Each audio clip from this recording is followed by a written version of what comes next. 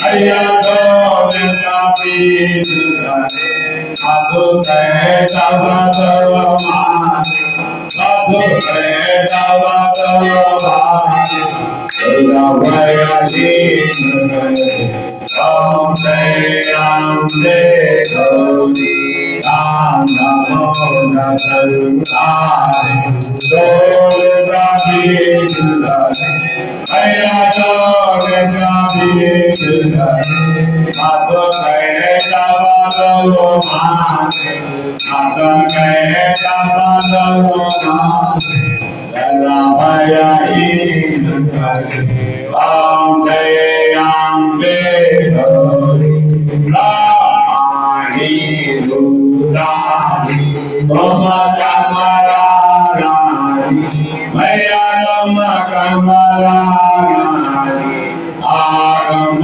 निगम बधानी चारों वेद बधानी तुम सिंह पदनानी ओम जय अम्बे गौरी योगिनी गावन वेद गरद भैरो मैया वेद गरद भैरो आदत काल गंगा पादत ढोल गंगा पादत कमल ओम जय अम्बे गौरी ओम मयि जगती माता तुमके